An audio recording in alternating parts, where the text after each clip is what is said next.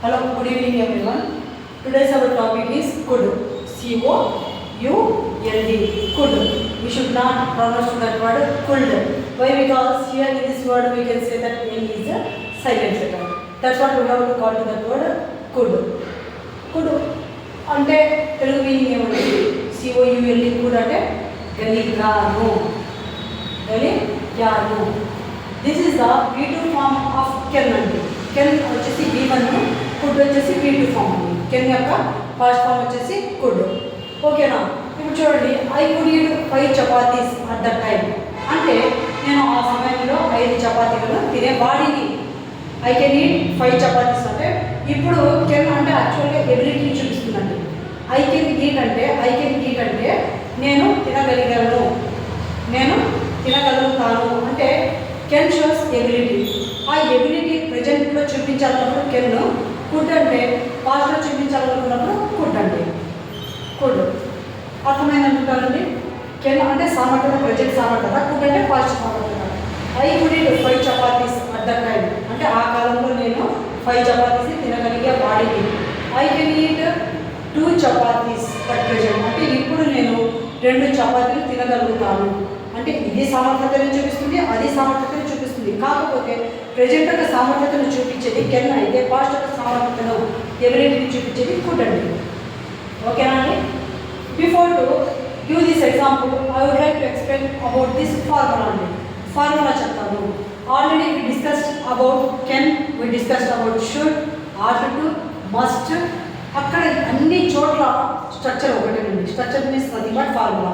How we are having formulas in maths, in that same way we are having formulas even in English also. So if you understand that formula, it will be easy for people to make the sentence according to the situation. అంటే మీకు సిచ్యువేషన్కు తగ్గట్టుగా మీరు sentence frame చేసుకొని either textual are ఓరల్గా మీరు మీ ideas express చేసుకోవాలంటే first people how to understand that structure అండి. Modal verbs అండి ఇవన్నీ. కెన్ కానీ, కుడ్ కానీ, షుడ్ కానీ, ఆట్ టు కానీ, మస్ట్ కానీ. ఓకేనా అండి? ఇవన్నీ వీటిని మనం మోడల్ వర్బ్స్ అని అంటాము. ఈ మోడల్ వర్బ్స్ యొక్క సెంటెన్స్ యొక్క స్ట్రక్చర్ ఏ విధంగా ఉంటుందంటే formula subject plus modal verb, this is also called as helping verb, plus V1 అండి. V1 means nothing but action వర్డ్ని V5 లాంగ్ వర్బ్ ఫార్మ్స్ 5 ఉంటాయండి. V1, V2, V3, V4, 5 ఉంటాయి. అక్కడ V1 వర్బ్ను మాత్రమే ఇక్కడ మనం తీసుకుంటాము. తర్వాత extra words whatever it may be we should not bother about that. అది the depend upon our idea. అంటే మనకు ఐడియా పట్టుకొని అక్కడ వస్తాయి, దాని గురించి మనం ఆలోచించాల్సిన ఉండదండి. Subject means nothing but doer of the action అండి. కర్త, డూయర్ ఆఫ్ ద యాక్షన్ అంటే మనం తెలుగులో కర్త అని అంటామండి. కూడా వీటిని హెల్పింగ్ వచ్చి సహాయక క్రియలు అని అంటాము. మెయిన్ వర్బ్ వచ్చేసి క్రియ అని అంటాము. ఓకేనా? ఇప్పుడు చూడండి కదా, subject means but doer of the action అన్నాను కదండి. డూయర్ ఆఫ్ ద యాక్షన్ ఉన్నా కానీ ఆ డూయర్ ఆఫ్ ద యాక్షన్ ఎవరని డౌట్ రావచ్చు. ఇక్కడ చూడండి, subject means nothing but persons అండి. Persons we divide persons into 3 types. The first person, second person and third person. Again we have to divide these 3 persons into 2 types, singular and plural. Singular, this is first person singular I, first person plural we, second person singular you, second person plural you, third person singular he, she, it, name, place, thing అండి. Second person plural వచ్చేసి they are. వీటిని మనం ఇక్కడ use చేస్తామండి. Subject ప్లేసులో వీటిని proper nouns కూడా వస్తాయండి. Proper nouns means nothing but names అండి, పర్సన్స్ నేమ్స్. అవి కూడా dogs, animals, what ever it may B. Single గురించి మనం చెప్పినప్పుడు దాన్ని థర్డ్ పర్సన్ సింగల్ అని అంటాము. వాటిని ఇక్కడ యూజ్ చేస్తామండి. సబ్జెక్ట్ ప్లేస్లో సబ్జెక్ట్ యొక్క ప్లేస్లో వీళ్ళని క్లియర్ ఆఫ్ ద యాక్షన్ అంటుంది. కర్త. ఓకేనా? కర్త ఎవరైనా సరే మనము ఇక్కడ మోడల్ వర్బ్ మాత్రం చేంజింగ్ అయితే ఉండదండి.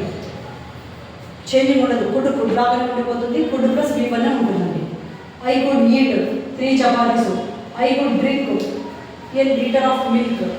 ఓకేనా? I could lift 50 kgs weight. Okay, weight of 50 kgs అంటే నేను ఇంతకుముందు చేసేవాడిని అన్నారు. ఇదే అండి ఐ కెన్ ఈట్, ఇదే ఉంటుంది. కాకపోతే కుడ్కు బదులుగా కెన్ వస్తుంది. V1 చేంజ్ కాదు, సబ్జెక్టు చేంజ్ కాదండి. ఇవి మాత్రమే మోడల్ వర్బ్స్ మాత్రమే చేంజ్ అవుతాయి. ఆ మోడల్ వర్బ్స్కి నేను మీనింగ్స్ చెప్తాను కదా, ఆ ప్రకారంగా సెంటెన్స్ ఫ్రేమ్ అయిపోతుందండి. అంటే మీకు మీకు అర్థమైంది అనుకుంటానంటే స్ట్రక్చర్ మాత్రం సేమ్ ఉంటుంది అన్ని మోడల్ వర్బ్స్కి.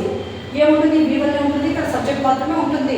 కాకపోతే ఈ మోడల్ వర్బ్స్కి మీనింగ్ నేను చెప్పాను కదా, కెన్ అంటే గలను, కుడ్ అంటే చేయగలిగే వాడిని, మస్ట్ అంటే తప్పకుండా చేయాలి, షుడ్ అంటే చేయాలి, ఆట్ అంటే చేయాలి, మే అంటే చేయవచ్చు, మైట్ చేసిండవచ్చు. ఇలాంటివి ఇక్కడ మాత్రం మోడల్ వర్బ్స్ చేంజ్ అవుతాయి కానీ స్ట్రక్చర్ మాత్రం చేంజ్ కాదండి.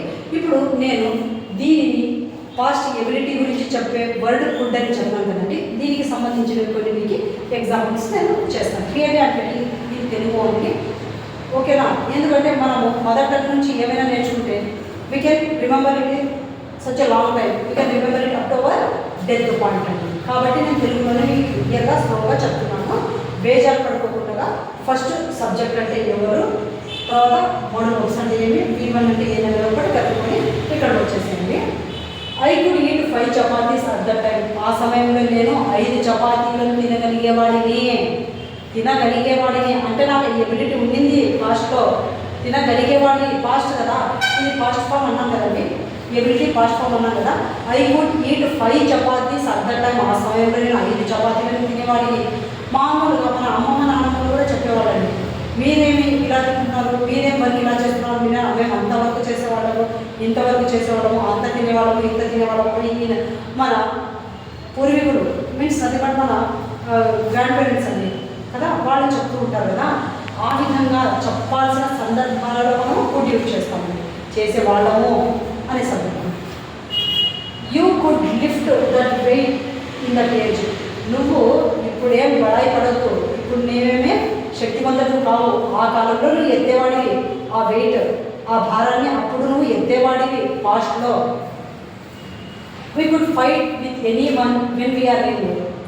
మేము ఎవరితో అయినా కూడా గొడవ పడేవాళ్ళం, ఎవరితో అయినా ఫైట్ చేసేవాళ్ళం. ఎందుకంటే అప్పుడు ఆ ఏజ్ ఉండింది, ఆ వయసు ఉండింది, ఎవరు ఉండింది. కాబట్టి ఆ టైంలో ఎవరితో అయినా మేము గొడవ పడే వాళ్ళము. కానీ ఇప్పుడు కాదప్ప, ఆ ఏజ్లో చేసేగలిగే వాళ్ళము, కానీ ఇప్పుడు లేదు. అప్పుడు ఐ కెన్ ఫైట్ అంటారు, అంటే నేను గొడవ ఫైట్ చేయగలను నీతో అని. ఇప్పుడు చేత కావడం లేదు, పాస్ట్లో చేసేవాడిని. I could fight with anyone when నేను ఎందుగా ఉన్నప్పుడు.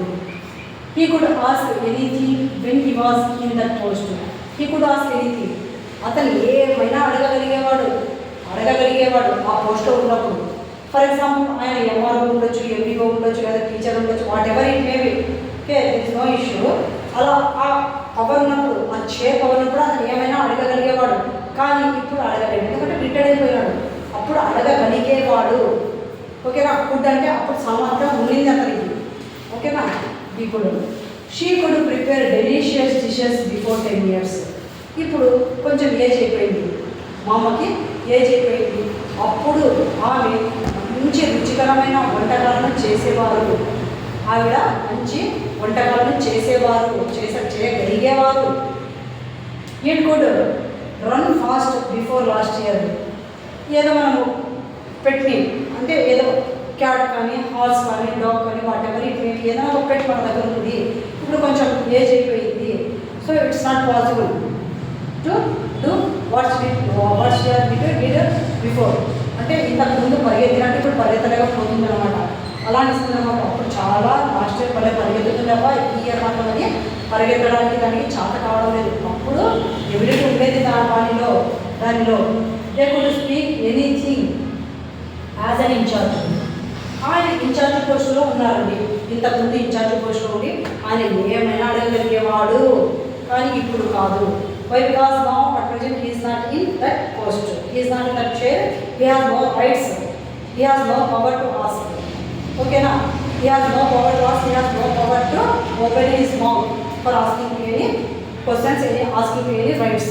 When he was in that post, he could ask whatever he wants, he could ask. Why? Because he has that power, he had that power. But at present he has nothing, so he could not. He can't.